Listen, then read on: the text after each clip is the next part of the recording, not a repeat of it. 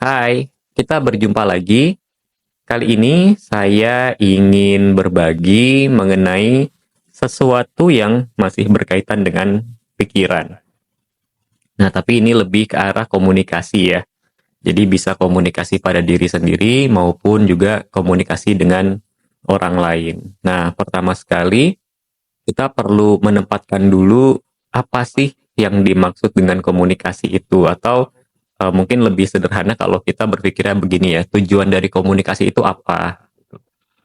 Kalau saya melihatnya, tujuan dari komunikasi itu kan sebetulnya adalah bagaimana kita menyampaikan satu ide, satu pikiran kita pada orang lain, sehingga nantinya orang lain itu akan mengerti gitu tentang ide kita gitu, dan nanti kita bisa bertukar ide seperti itu.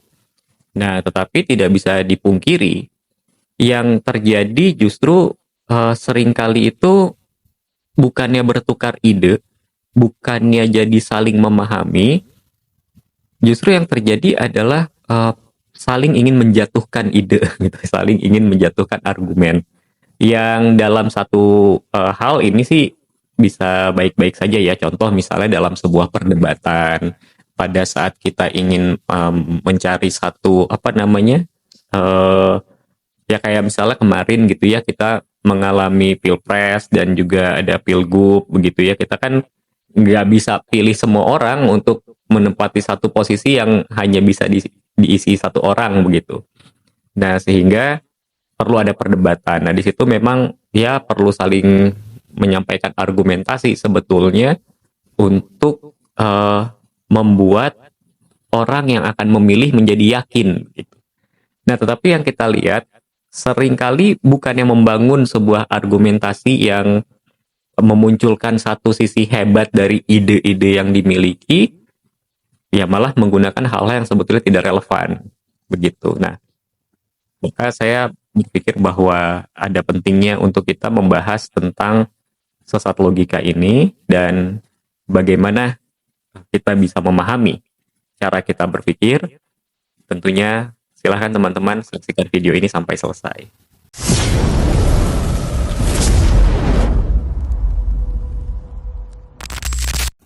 Oke, jadi apa yang dimaksud dengan sesat logika, atau kalau bahasa kerennya ya kita bisa menyebutnya sebagai logical fallacy seperti itu gitu ya.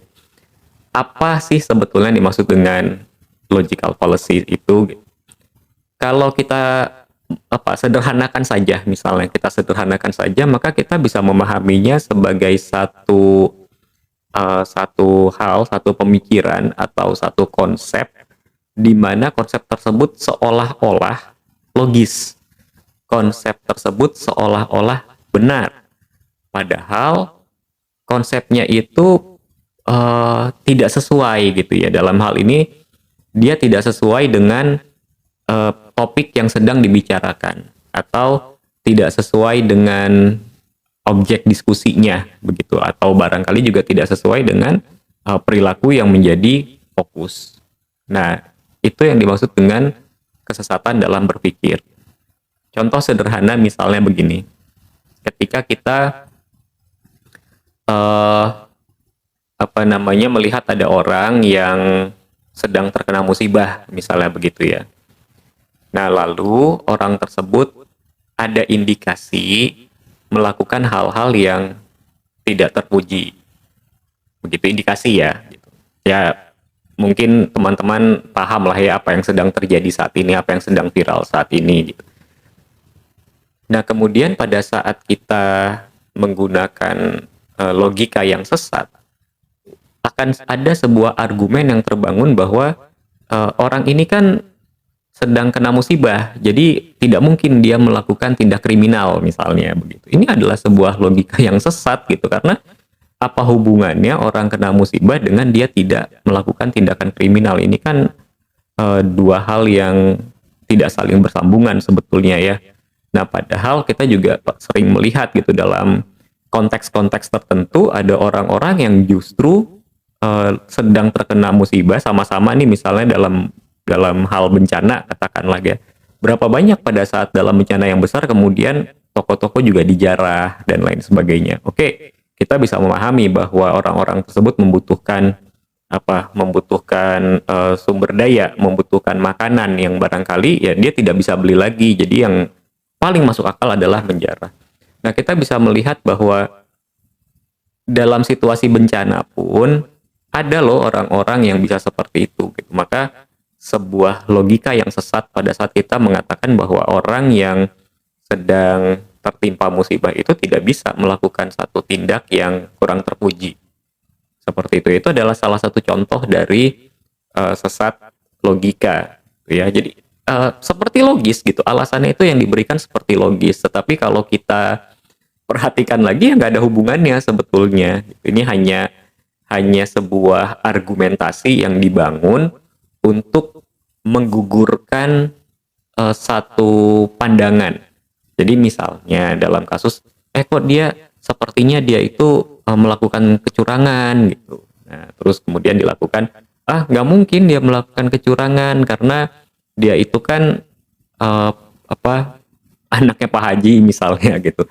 Padahal siapa yang bisa menjamin gitu ya, anaknya siapa juga pasti bisa melakukan kecurangan gitu. Nah, tapi seringkali argumentasi-argumentasi yang tidak berkesesuaian itu dibangun untuk menggugurkan apa yang sedang menjadi topik pembicaraan.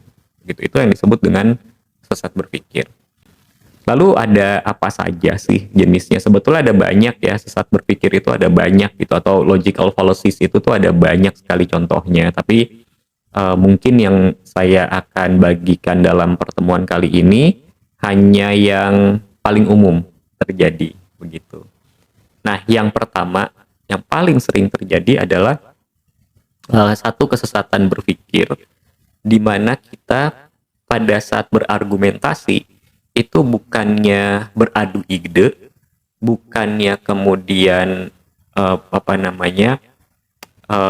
beradu gagasan, tetapi pada saat merasa terpojok, pada saat merasa bahwa ide kita ini tidak bisa mengalahkan ide dari lawan bicara, maka yang diserang bukan idenya lagi, melainkan pribadinya.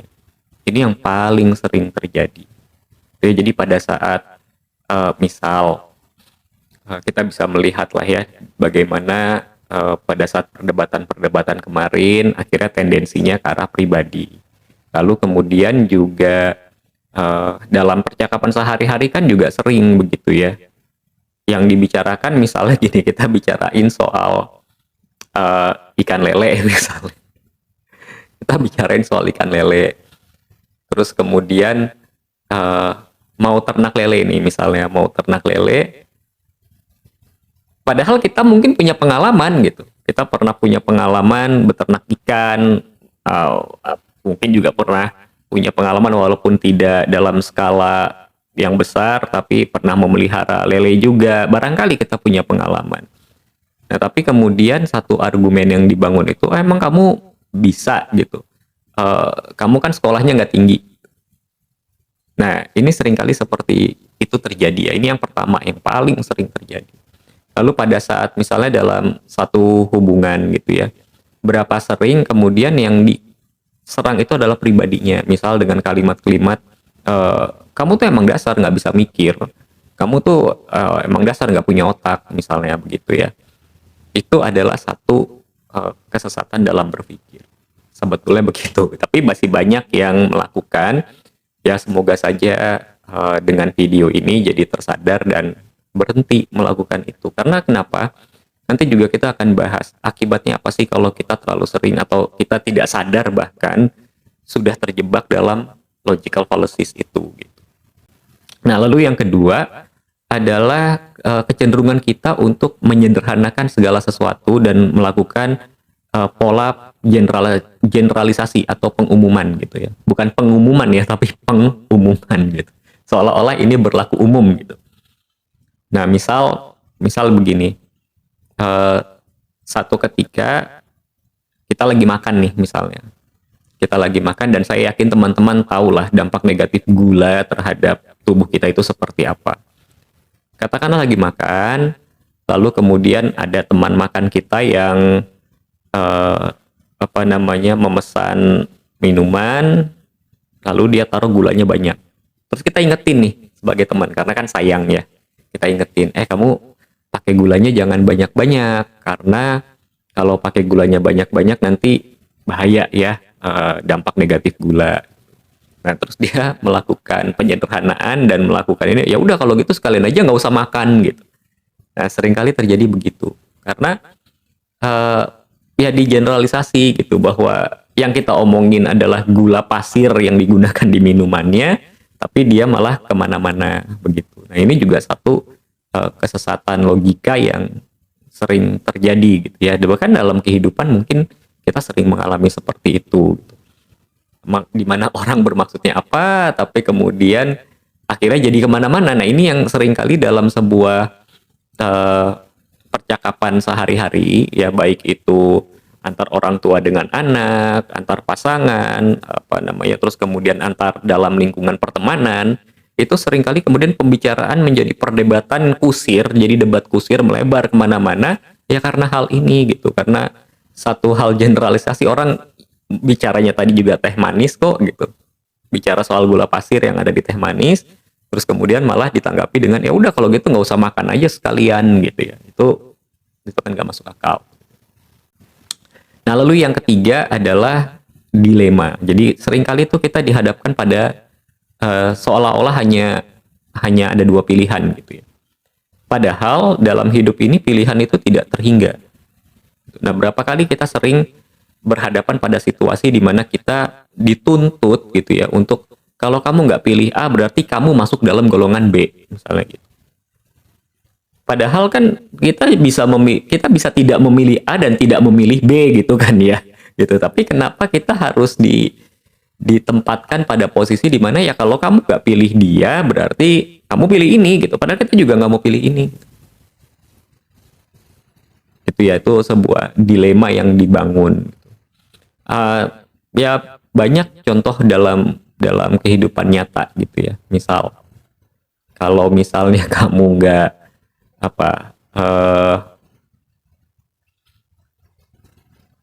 misalnya gini, kalau kamu tidak pergi ke sekolah berarti kamu itu pemalas, misalnya. Padahal tidak pergi ke sekolah itu belum tentu pemalas loh. Bisa jadi motornya mogok, bisa jadi terlambat bangun gitu ya. Terlambat bangunnya juga bukan karena males-malesan, bukan, karena bisa jadi juga terlambat bangun itu karena malamnya itu sedang lingkungannya mungkin banjir, dia membantu untuk ngeberesin lingkungan sehingga tidurnya lebih larut, sehingga tidak bisa bangun pagi hari, akhirnya tidak bisa masuk ke sekolah. Nah, sangat sesat berpikir pada saat kita mengatakan bahwa kalau kamu nggak sekolah berarti kamu pemalas. Itu sesat sekali. Dan tapi ini sering gitu terjadi di dalam satu satu percakapan sehari-hari begitu, teman-teman. Nah, seperti juga kalau misalnya gini ya, kalau kamu tidak melakukan A berarti kamu nggak sayang sama saya gitu. Loh, padahal indikasi sayang itu kan bukan hanya dari perilaku A saja gitu. Banyak parameter sayang itu, banyak gitu. Dari mulai tanggung jawab, dari mulai melindungi dan lain sebagainya gitu. Banyak, jadi tidak hanya dari satu parameter gitu. Kalau kamu tidak melakukan A berarti kamu nggak sayang, ya nggak bisa begitu juga gitu. Kalau kamu misal gini ya, kalau kamu pakai kendaraan A berarti kamu tidak mendukung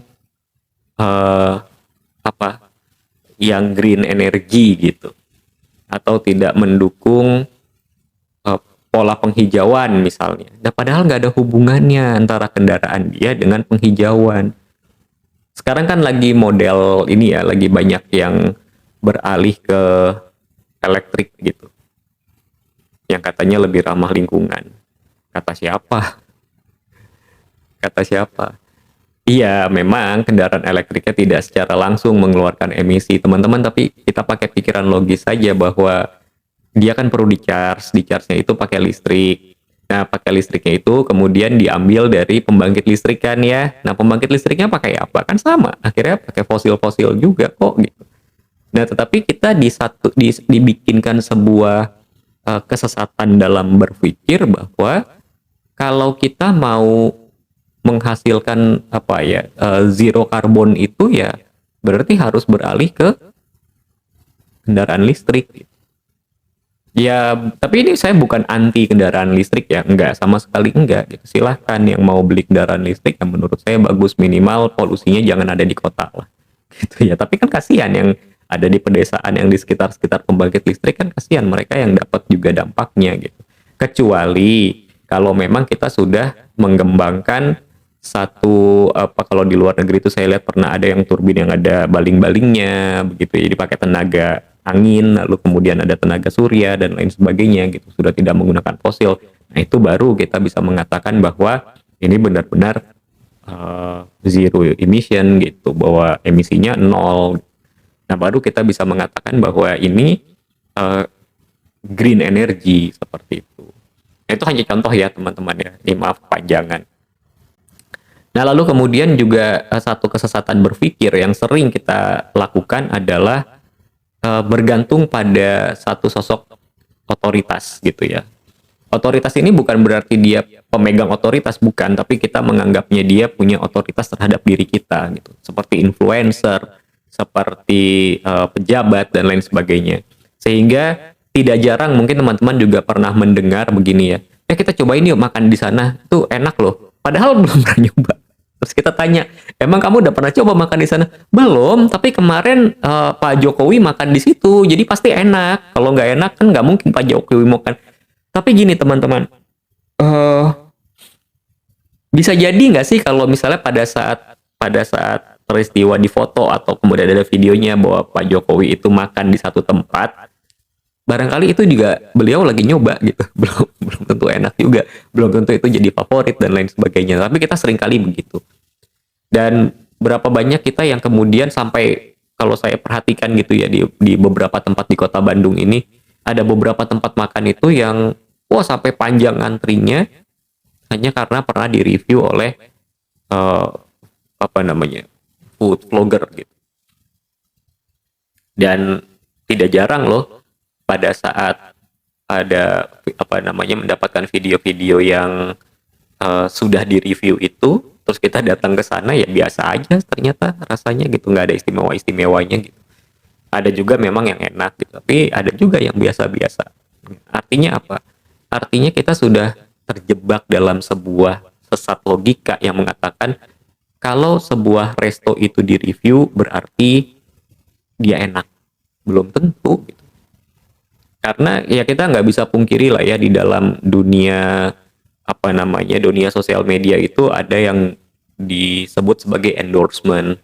Lalu kemudian ada juga yang memang kita dibayar untuk mereview sesuatu. Meskipun ya reviewnya juga tetap jujur barangkali seperti itu. Saya nggak tahu. Nah, tetapi kita sudah terjebak bahwa ya kalau di review pasti enak. Sehingga akhirnya menyebabkan sebuah antrian. Tapi ini hal yang positif ya, karena membantu orang-orang yang baru bergerak di dunia kuliner untuk bisa berkembang. Tapi berapa banyak justru ini menjadi awal kehancuran. Kenapa? Karena dari sisi manajemennya ternyata mereka tidak siap untuk melayani orang sebanyak itu. Sehingga ya mungkin ya yang terjadi dengan saya, karena antriannya panjang, terus mungkin manajemennya masih belum siap, yang masaknya juga belum siap, sehingga akhirnya kualitas masakannya jadi menurun begitu. Ya saya nggak tahu kejadiannya, tapi intinya saya pernah mengalami begitu, di mana punya ekspektasi karena sudah di apa namanya di review oleh seorang influencer, lalu ke sana dan ternyata ya biasa aja gitu ya. Ya itu sebuah sesat dalam berpikir. Nah, lalu kemudian sesat berpikir juga yang sering terjadi adalah pada saat kita beranggapan bahwa satu peristiwa itu akan terhubung dengan peristiwa lainnya. Nah, teman-teman, ini ada sebuah teori yang namanya butterfly effect ya, di mana konon katanya kepakan kupu-kupu di Texas itu bisa menyebabkan badai tornado di Jepang begitu. Jadi ada satu kesinambungan antara satu peristiwa dengan peristiwa lain. Yang kalau teman-teman lihat ya di beberapa tayangan di YouTube juga ada gitu yang membahas tentang ini gitu ya, bahwa eh, Perang Dunia Kedua itu terjadi karena saya lupa, tapi ada satu surat gitu dari siapa ke siapa yang tidak sampai karena orangnya salah pilih jalan, kemudian dia jadi tertembak atau apalah, intinya kurang lebihnya begitu gitu. Sehingga akhirnya jadi Perang Dunia Kedua gitu ya. Padahal kalau saja surat itu sampai kayaknya nggak jadi perang. Nah, seringkali kita terjebak dalam hal-hal yang begitu gitu, bahwa seolah-olah ada sebuah rangkaian cerita yang saling berhubungan, yang sehingga kalau satu ini tidak terjadi maka yang lainnya juga tidak akan terjadi. Ya belum tentu, kalau saya pikir sih belum tentu gitu ya. Ini sama seperti gini, teman-teman mungkin ada yang pernah menonton film Final Destination, di mana ada orang-orang yang berusaha untuk mencurangi kematian begitu. Tapi ujung-ujungnya apa? Ujung-ujungnya tetap mati juga gitu, dengan cara yang mirip-mirip dengan skenario awalnya gitu. Jadi artinya kalau saya pribadi, saya meyakini bahwa bukan sesuatu yang terjadi dalam hidup ini adalah sebuah sebuah kebetulan, bukan juga begitu ya. Saya juga meyakini bahwa yang terjadi di dalam hidup kita ini memang sudah seharusnya terjadi dan memang sudah seharusnya kita alami seperti itu. Sehingga tidak lagi berpikiran, oh misalnya dulu saya tidak melakukan ini pasti hidup saya akan lebih baik, belum tentu. Dan berapa banyak orang yang mengatakan begini ya, ketika mengalami satu katakanlah kecelakaan di jalan, ban bocor aja misalnya, terus mulai berpikiran, waduh kalau saya nggak lewat jalan ini kan ban saya nggak akan bocor. Belum tentu teman-teman lewat jalan lain ya, karena di saat itu bannya harus bocor, dan pasti bocor juga gitu ya. Jadi ini sebuah kesesatan berpikir di mana kita merasa bahwa satu peristiwa ini akan berujung pada peristiwa-peristiwa buruk lain. Tapi bukan berarti tidak ada ya yang dimaksud dengan hukum sebab akibat itu. Saya mempercayai ada gitu, bahwa satu tindakan kita itu akan memicu tindakan lain, itu iya. Tetapi apakah itu pasti dan tidak mendasar? Ya belum tentu. Seperti misalnya begini, bagaimana caranya membuktikan kepakan sayap kupu-kupu di Texas menyebabkan badai tornado di Jepang misalnya? Korelasinya di mana gitu? Kan nggak ada korelasinya. Apakah kalau kupu-kupunya dia tetap dari di kepompong itu kemudian tornadonya tidak di Jepang? Tornadonya tidak terjadi di Jepang. Kan kalau kita belajar tentang iklim gitu ya, anak SD juga sudah tahu gitu bahwa iklimnya di Jepang itu memang ada tornado. Memang ada, mungkin bahasanya bukan tornado ya, tapi ada angin kencang lah gitu di Jepang gitu. Atau di daerah lain gitu. Nggak ada hubungannya sama si kupu-kupu ini gitu. Nah, ini yang tidak saling berhubungan. Kecuali misalnya kita berpikir begini ya, kalau saya berbuat curang pada orang itu, maka mungkin dia tidak akan bisa percaya lagi seumur hidup sama saya. Nah, itu logika yang benar.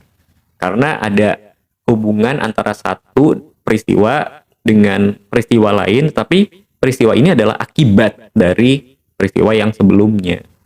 Itu bukan tidak ada hubungannya out of nowhere, tiba-tiba kalau ini terjadi maka ini akan begini gitu ya. Sama seperti misalnya kalau duduk di depan kalau duduk di depan pintu susah jodoh gitu, itu apa hubungannya? Nggak ada hubungannya antara duduk depan pintu sama susah jodoh. Yang ada kalau duduk di depan pintu orang susah mau lewat-lewat begitu kan ya. Nah, jadi itu adalah contoh dari kesesatan berpikir yang sering kita alami dan mungkin sering kita lakukan di dalam kehidupan. Nah, teman-teman, apa akibatnya apabila kita terus-menerus terjebak dalam kesesatan berpikir ini? Pertama, kita tidak lagi bisa melihat satu peristiwa secara jernih. Padahal kalau kita mau menemukan solusi, kita harus lihat dulu peristiwanya secara jernih. Tanpa ada nilai, tanpa ada penghakiman, tanpa ada apapun. Lihat peristiwa sebagai sebuah peristiwa. Nah, sering yang terjadi adalah ya tadi ya, kita menggunakan salah satu atau mungkin banyak dari logical fallacy yang membuat peristiwanya hanya ada A, tetapi akibatnya sampai Z gitu. Jadi peristiwa yang terjadi itu satu, akibatnya jadi banyak. Dan tidak jarang logical fallacies ini membuat seseorang menjadi overthinking karena tadi ya, karena dia mulai berpikiran, oh akibat ini nanti bisa gini, bisa gini, bisa gini. Padahal ini bukan satu hukum sebab akibat yang saling terhubung gitu. Seperti tadi ya, kita ngeliat kupu-kupu nih, terus kita berpikiran, waduh daerah mana lagi yang badai gitu. Kecuali kalau kita melihat kupu-kupunya sekarang, ya memang lagi musimnya begitu gitu. Tapi bukan berarti pada saat kita melihat kupu-kupu, misalnya nih di ruangan saya ada kupu-kupu. Nah, terus tiba-tiba nggak lama kemudian saya dapat laporan bahwa di rumah saya hujan. Hujan di rumah saya tuh nggak ada hubungannya sama kupu-kupu itu, ya memang harus hujan aja. Nggak ada urusannya. Tapi seringkali menjadi overthinking. Wah, ada kupu-kupu masuk nih, ada apa nih gitu. Akhirnya jadi kemana-mana yang saling tidak berhubungan. Gitu ya. Nah, lalu kemudian juga eh, kita menjadi orang yang tidak mawas diri kalau kita terus-terusan berpikir dengan menggunakan konsep yang tidak logis atau logical fallacy itu.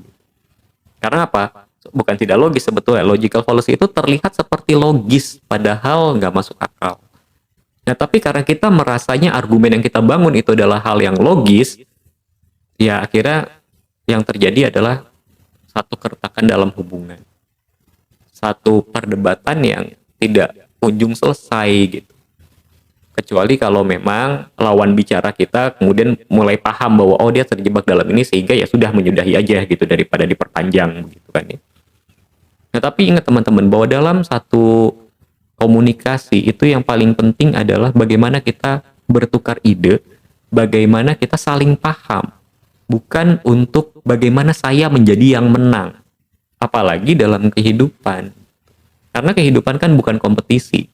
Kehidupan itu bukan soal menang dan kalah.